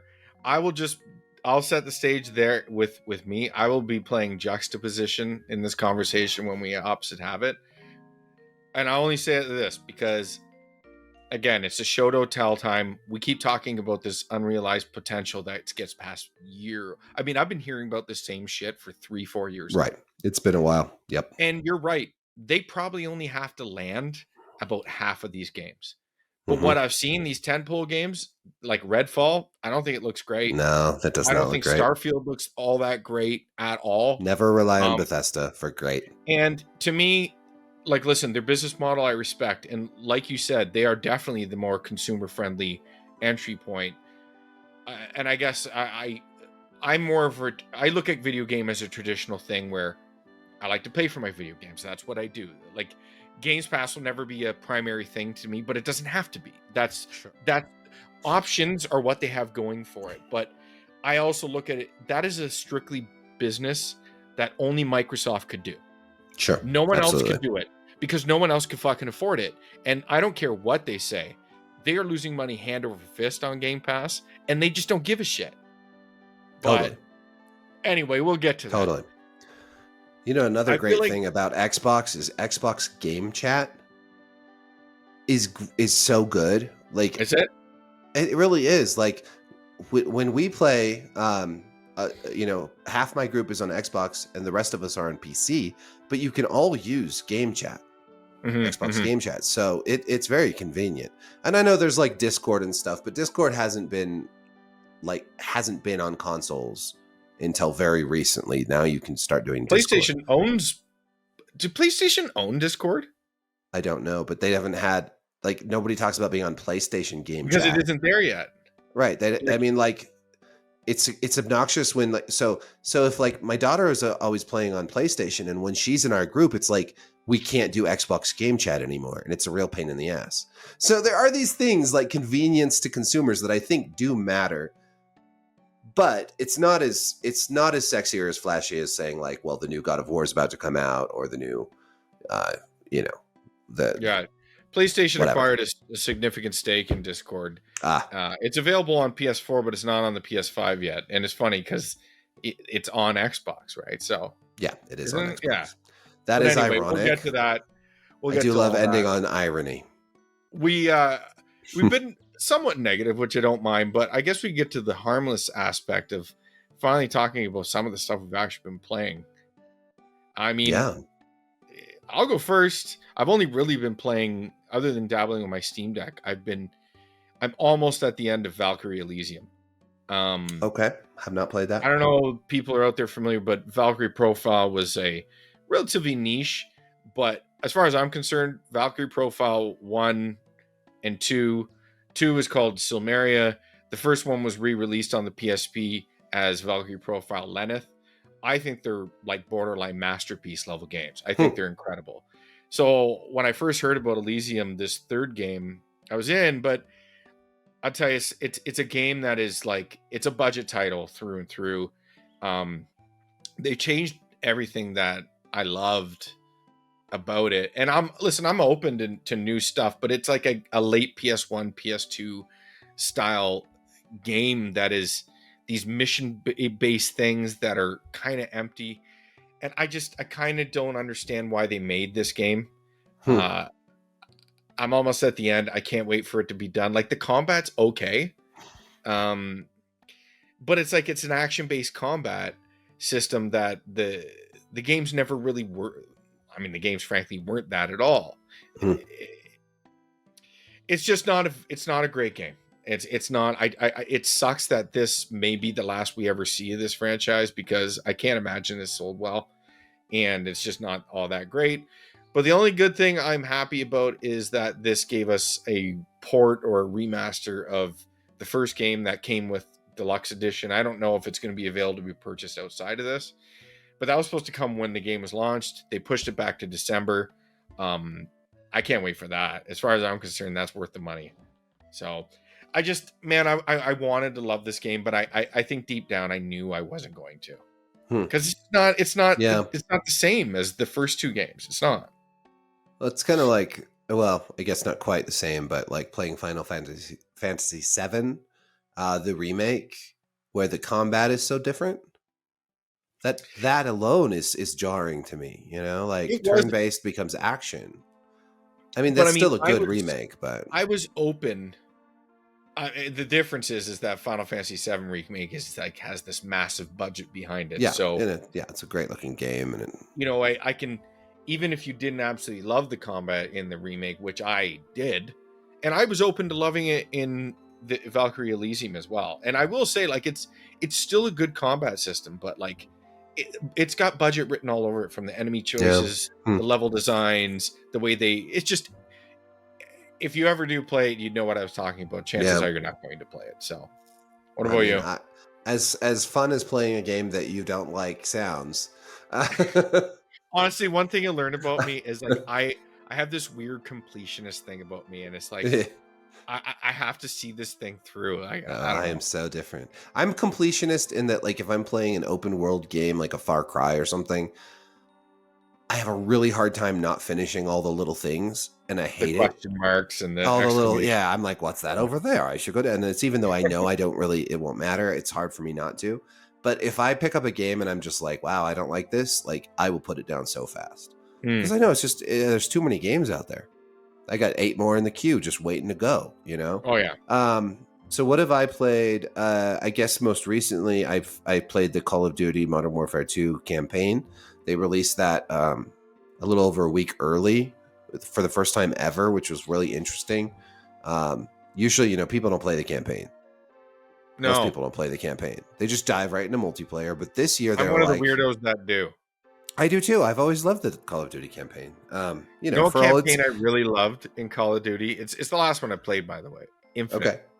Infinite was a good campaign. Yeah, I thought it was great. It had Jon Snow in it at the end. Yeah, it was tragic. Sorry about spoilers, but when they shoot the robot or you go out into space, I think you die at the end. Is that true? You do. Yeah, the main character dies. Yeah, he sacrifices himself. Great. It was really good. Yeah.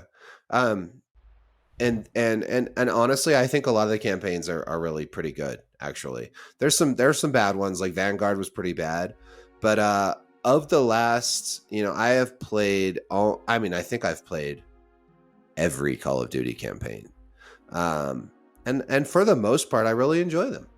Sometimes I don't like something, but like Black Ops Cold War was before Vanguard, and that had a crazy, weird, trippy ending with all these weird, like, psychological things going on, and. But Modern Warfare 2, which comes out in 2 days, but the campaign they released a week early. And I thought that was a genius move, because people who are normally just jumping into multiplayer might be playing the campaign instead. Mm-hmm.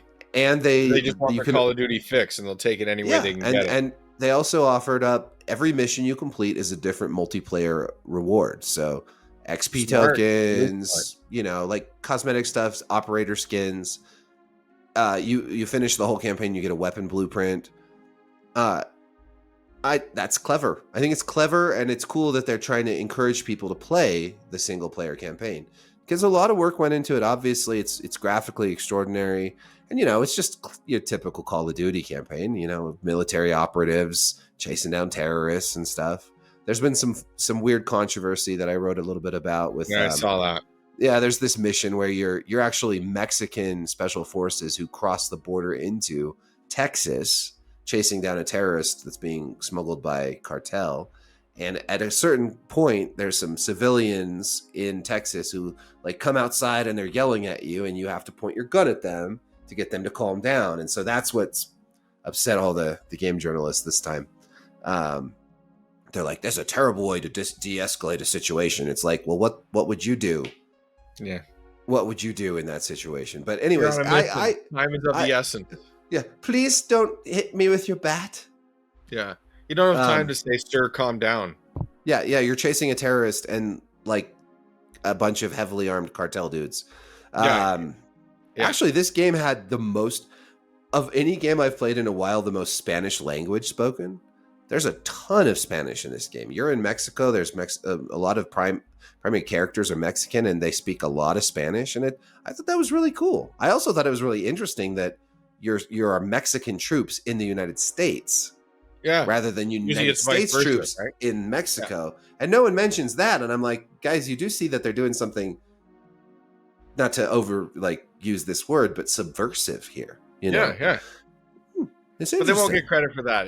They won't get credit for that. No. What can we get mad about? What can we be outraged about? Yeah. Well, and then there was they showed the Amsterdam level, and they're like, oh, everyone's like, it's so beautiful. It looks just like Amsterdam. And then people are like, yes, but all you do is shoot people. It's like, it's a fucking shooter, guys. Fucking like Call of Duty, man. Like, the what fuck do you expect? Bro, just go play something else. I don't know. Play Inscription or something. Yeah, go play there's a lot of good games where you don't shoot people. Spiritfarer, that was a cool one I've played recently that you don't shoot anybody in. That's a cool game, yeah. Like it's beautiful and it's emotional and you don't shoot anybody. But so yeah, anyways, I finished that and that was a fun campaign. I honestly thought they did a bang up job with it. Great voice actors. The facial animation stuff, just the realism of it is extraordinary. I'm gonna play it. Yeah, play it now. Honestly, I am just glad they're still even in this cynical era. I am sort of amazed that they even bother anymore. And so I support the campaign fully because it's a single player game that's not open world. It's 8 hours long. It's highly produced. It's fun. Every mission is different, and yeah, it's a little scripted and yeah, it's a little narrow. It's but it's unique in today's gaming space. But what am I playing? I remember when Battlefield 4 came out, for instance. Mm-hmm. Everyone was shitting on the campaign. I liked the campaign. I loved it. What am I playing this for? I want to see things explode pretty and blow up pretty and big scripted awesome set piece moments. I'm not in it for this in-depth storytelling. If that so happens, even if it's corny, I don't give a shit. Whatever. I was actually at GDC when they first. Yeah, I'm in it for that. Yeah, exactly. It's whatever. You have to have your expectations in check, right? But when I was at GDC the year that they first showed off Battlefield 4 gameplay, they did it in a movie theater, and so I was in this movie theater, and they showed off this awesome scene from the campaign. Levolution. It was on a big ass screen, and it was just so cool. But I love that. Yeah, I love even if it's a 5-hour campaign, I think that one was about 5 hours. That's all I kind of want. Yeah, it's kind of nice sometimes, right? Where it's not I'm not going to be in here for 60 hours or 80 hours or whatever. I'm going to play this in 2 or 3 days, start to finish. I'm going to get a full story. I'm going to play these missions, and and then I'm going to go to multiplayer. That's fine. I like that. Yeah, that's what I want out of it. I want fun. I want big booms, and I want it to be pretty. Yeah. And it's a military shooter. And honestly, I think you'll enjoy Modern Warfare 2's campaign because they actually, I feel like they took the character development further than usual. You pretty much mostly play as 2 different characters. You play as Soap and Gaz, and there's some actually fun banter and dialogue that goes on, and I just thought it was a really well-made campaign. So, no, very nice. Yeah. Anything else? Mostly I was playing Overwatch before that. Yeah. And then, like I said, I played a little bit. I dipped into a little Elden Ring on the and a little bit of the Curse of the Moon on the Steam Deck. But yeah, that's about it in the last couple weeks. Because I was also really busy with some of these TV shows like Rings of Power, and House of the Dragon, and kind of focusing on that stuff. Which I still gotta watch the final House of the Dragon episode, episode 10. that was great. Yeah, I sort of know one of the big moments. Only from the book. It's funny, like I read some of the book, but not far. But then there's this lore channel that was giving backgrounds to the families and stuff, and then it sort of spoiled this moment, but way before episode 10. But I kind of knew it was going to happen anyway, which honestly, whatever, it doesn't bother me anyway. But I mean, like Game of Thrones, everything was spoiled before. Well, for the most part, was spoiled before I ever saw any of it. So like, yeah. And it's still, you still watch it and you're like, oh God, no. Yeah. You know, even though you know it's coming, you're like, ah. I jumped into your realm. I started watching Rings of Power, the first episode. That's all as far as I got. I mean, yeah, it's really, and like I know you said it starts off strong and then it just falls apart, and I'm fully prepared for it. I'll watch it, but I can already sort of see, I can see it. Well, the problem with that is, like, I think I was going in with low expectations, and then, like, the setup seemed like, okay, this could be really good, and then they just never went any of the directions I thought they were going to go with it. It was like everything that they set up in the beginning, I thought was pretty much tossed out. So I think if I went back and rewatched the first couple episodes, I would see all the problems with them now. I mean, we could talk about it a bit when I finish it. I just it's funny because usually things like that, like a show like that, to me, I would have been immensely hyped for 6-7 years ago, and now I just sort of, and I'm not even on social media, so it wasn't the damper of that. It wasn't about any of that stuff. I think I just sort of looked at it and some of the stuff, and I just kind of wasn't into it. And I think for the most part, it was more so the feeling of, I wasn't really sure why this show existed beyond, we need more of this universe. Right. And we want to make a lot of money off of it. Like, but the Tolkien extended univere. Yeah. The Tolkien cinematic universe. Yeah. Oh God. There's a couple, I mean, as we tidy up here and finish up, there are a couple small things that broke. What's your feelings on Silent Hill? Well, my feelings on Silent Hill is when I first played Silent Hill 2 many years ago, it creeped me the fuck out. I was creeped out and disturbed, and it was a new experience of video gaming for me. And I guess now it feels tainted by not just everything that's come to pass, but also just like, again, it's like coming to a gaming space where the uniqueness of it is kind of like, they'd have to do something pretty extraordinary to make it as unique as Silent Hill was back in the day. There's just so much more stuff. There's tons of horror games now. There's tons of scary, weird ass games now. Especially played Silent Hill. The resurgence is here. Yeah, like it's just so. I want to believe. I'm like Fox Mulder. I want to believe, but I don't know. I don't know. Yeah, like I think the remake of 2 is very cool. We already know it's a great game. It'll still be a great game. Fantastic game. But the other initiatives seem sour since the cancellation of Silent Hills. Which is the whole PT thing, and the PT. All the ugliness around the Kojima stuff. I still have that teaser on my PS4. I think I do too. Yeah. That was a creepy ass game. That was unique. That was cool. Very. And it's even cooler when you read about it later. That ghost follows you the whole time. It never stops. You just only see it sometimes. In fact, the whole time you're playing it, it's right behind you. You just don't. So that's the way it's loaded on a development. Yeah, it's right there. It's just all the time. It's weird shit like that. Like, that game is fucking crazy. I could, it was too demo. freaky for me. I read about it. It was good. I'm telling you, I'm a big guy, but I'll tell you, when it comes to horror stuff, like I'm kind of a massive pussy. Yeah. That's good. That means you enjoy it more than most people. Yeah, being when scared I of it. jump in, Yeah. but it also means it's never one of my first choices. And it's funny because I grew up. We can segue into the other, which is Resident Evil, and I grew up a massive Resident Evil fan. But it's like Resident Evil 7 and 8 have I haven't even played 8.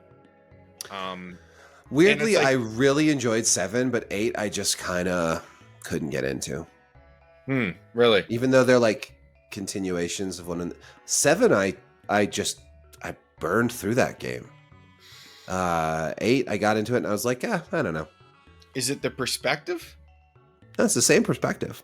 No, that's what I mean. Like, were you tired of it? Because I'll tell you, I always thought of Resident Evil as a third-person game. Sure, yeah. I mean, me too, I would say. And I loved going back to Resident Evil 2 Remake. That was super fun. I don't know. I don't know. Maybe it was just my state of mind. 7, I really enjoyed it.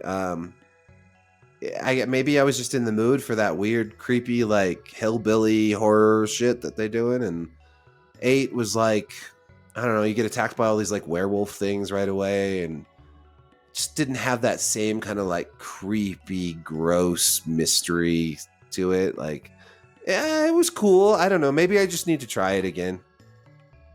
You weren't in for the big lady? The big lady was fine, I guess. Everyone was acting like she was it was fine. I don't know. Yeah, I don't know, but they are adding third-person perspective to 8. Oh, that'd be cool. Oh, you didn't see that? Because they had that showcase, right? I didn't watch the showcase. Oh, okay. And then I just read about it a little, but did you see the Resident Evil 4 trailer remake? Yep. Mm-hmm. What's your feelings on Resident Evil 4? To me, I think a lot of people think of it as the best Resident Evil. I mean, it certainly is. I preferred 2 though. I think I was more of a 2 guy also. I think it was just timing. I think when 4 came out, I just wasn't as doing as many games. And so that one never really stuck with me as much. But in a way that makes me kind of more excited for the remake, because I'm excited to kind of get into something that I didn't really get into the first time around. Mm-hmm. That's always fun. I don't know. I guess I'm glad that there is quite a bit of good Resident Evil content right now, which is cool. Yeah, Capcom is firing on all cylinders. Yeah, they seem to really be going. Great to see. And vice versa, like this is going to be an all Japanese finale here. Konami too. I mean, even as they dip their toes back in, listen, gaming's better with Konami in it. I don't care how they left. But I mean, so many great games back in the day from Konami to me. I mean, at one point, I could honestly say, other than Square, they were probably my favorite company making games, especially in the PS1, PS2 era. And then it just sort of all fell apart. Fucking Metal Gear, Zone Metal Gear Solid 2. Like, there was a lot of good shit, man. Like, I even loved like Vandal Hearts, which was this tactical strategy RPG. There was a Vandal Hearts 1 especially, but it's like it was such a good game. I played the shit out of it on the PlayStation 1. But Konami used to have these niche titles that they had other than their tentpole ones, and in the blink of an eye they just phased themselves out and then it was all gone. But it looks like they want back in, and that's great. I'm cool with it. Absolutely. And then but the last thing was, what about before I even go, are you a Final Fantasy guy at all? So, very limited. Final Fantasy 3 is one of my favorite games. So 6. 3, specifically 3, when it was 3, before they made it into 6. I played that game all the time. I played so much of that game. It was a big part of being young. But then, I just never really stayed into the series that much, you know? Because you're obviously you like your RPGs because you're into Persona. Yep, and I like Japanese. My brother was huge into Final Fantasy VII, so I played some of that when I was younger because he played that, and I like I like a lot of I like the the Nintendo Japanese strategy game. Fire Emblem? Yeah. and I liked. So yes, I like Final Fantasy, but you know what? I honestly, the last few games that have come out, I've kind of dabbled in, but I've never gotten really like Final Fantasy 15. I dabbled with it for a while, and then I was just kind of bored. And No, I get played it. I played 14 for actually. I'm not even an MMO guy, but I did play solid for a few months of 14, and I thought they did a pretty damn good job with that as far as MMOs go. How far And I did you get? played. I mean, I probably played like for 6 months or so. I didn't get very far. Like, did you get into like the first expansion, Heaven's Ward, at all? I don't think so. I think it was just really just 'Cause the that's early really days. where the MMO picks up. Yeah, the I'm not an writing- MMO guy. I Neither. thought that it was a pretty fun game, even without being an MMO guy. So And that's you know. the thing. Like, it actually is a very it's the most single player MMO that I think has ever existed. yeah, The yeah. No, quality I of mean life. that one. My favorite MMOs are probably like that one and like Guild Wars, and oh god. Well, I played some WoW. Well, anyways, that's off track. But yeah, I'm always kind of like, I want to like Final Fantasy more than I end up liking it. But I did think the remake of 7 was pretty fun, and I did play. I didn't finish it, but I did play. I don't know, maybe 8 hours of that, and I enjoyed it. Okay. I'm bad at finishing a lot of games because it's like I'll play. You know, So like many. some games I'll play for 100 hours, like Elden Ring, and some games it's like 6 or 7 or 8 hours into it. I'm kind of done. Yeah, and I'm moving on to the next thing. See, Or I like- wish I was like you in this respect. I wish I could just be. I've got what I needed, and Yeah. I'm good now. No, I'm not like that, and I don't know. I guess. yeah. I'll Well, never I be mean, I like- get obsessive too. Like XCOM when that came out, I was just totally hooked. I could not stop playing it until I was done. But a lot of games, it's not like that. I get to a certain point and I'm like, okay, guess I'm not invested enough. So Final Fantasy to me, it's like my Graceland. I love Yeah, it. It's my nice. favorite franchise. I'm obsessed with it immensely. Like, there's the remix to the Final Fantasy 9 Crystal theme, "Walk Me Out to My Wedding," for Christ's sake. Wow, that is obsessive. fucking That's gone, good. That's man. cool. I'm gone. The music's great. I love the music. Oh, of yeah. Final Fantasy. Yeah, It's it's fantastic. phenomenal. But I will admit, it's been tough sledding in recent years. Like Capcom and a lot of Japanese other companies, they struggled with the move to the HD era. Mhm. Totally. They underestimated the change. They messed things up.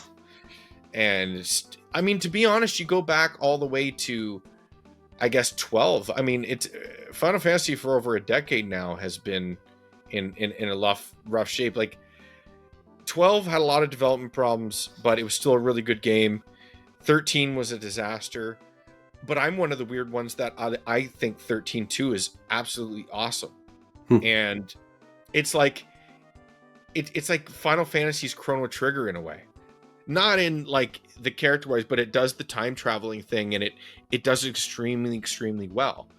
And even the third game, which was a complete departure, I reviewed it, Lightning Returns, and I thought it was actually like a really brave game for the time when everyone was out for Final Fantasy with pitchforks. They kind of didn't give a shit, and they made like this action-based Final Fantasy Majora's Mask take with this time period. And it obviously, the budget had been slashed by that point, but it was still really cool. And it gave her the combat system that they implemented was awesome. I would love a remaster of that trilogy, by the way. Give me that. I'll buy that. You might get that. I mean, 14. Yeah.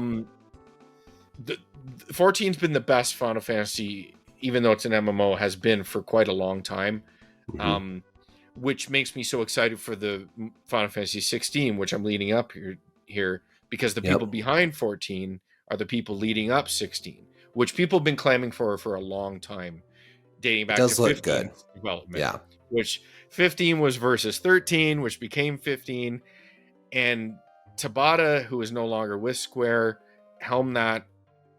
And it's like he took everything that everyone was super hyped about versus 13 and 15. And you see that initial trailer where versus 13 becomes 15, and everything in that trailer doesn't even make it into the final game. Nothing. Literally nothing. They cut it entire characters and set pieces and all this, the tone, even the tonal shift was gone. Yeah. Saying that, I played 15, I platinumed it on the PlayStation, but it is a narrative mess with plot holes you could drive a truck through from beginning or just all the that way car to the end. They're always in that car. Oh yeah, that game, it didn't need to be open world. The further I get from 15, the more I actually hate it. It didn't need to be open world, could be applied to so many games. For sure, but it's like it doesn't even see the open world vision the whole way through there. It stops and then they rush through the end. And it's like it doesn't even make any sense. And anyway, I could go on and on about this, but this isn't what this is about. Anyway, next time we'll just start with Final Fantasy and work our way back. Naoki Yoshida and the whole crew behind 14, and Soken is the guy who does the music, which in 14's music is fucking incredible. Like it is, it's very good. Like the elite of elite. And this most recent trailer, I think they've done an awesome job with the trailer releases so far to build this up.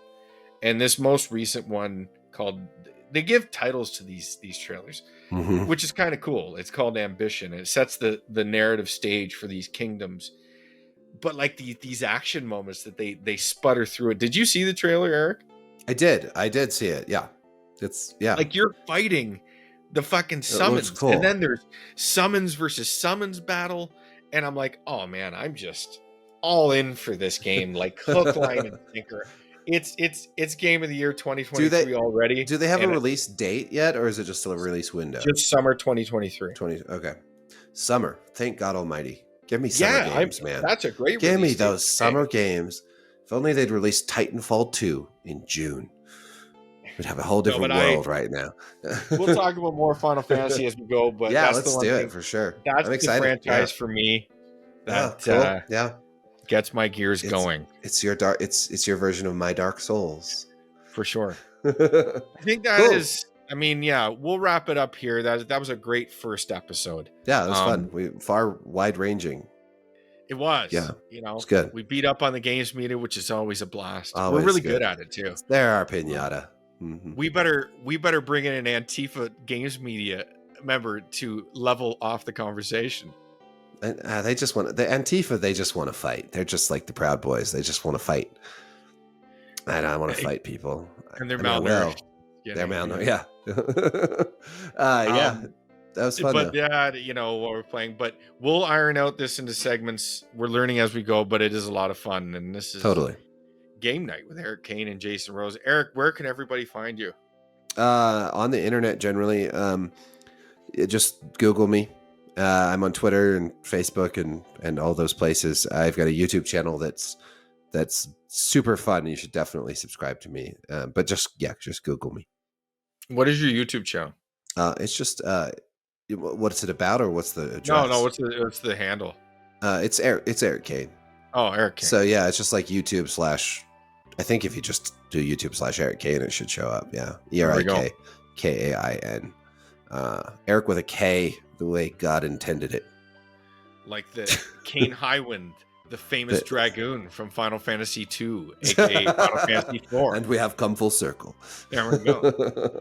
Me, I dabble I'm back on the Twitter's The Rose Company. I also do another podcast called The Rose Experience where I interview people. But if you Google The Rose Experience, you'll find this R&B artist first and foremost. I am not him. He is a black man. I used to play basketball similar to a black man, but no longer. But yeah, and then we do this because this is awesome and it's a lot of fun. This is fun for sure. Thanks, Eric. Cool, man. Thank you. Have a great night, everybody. Peace.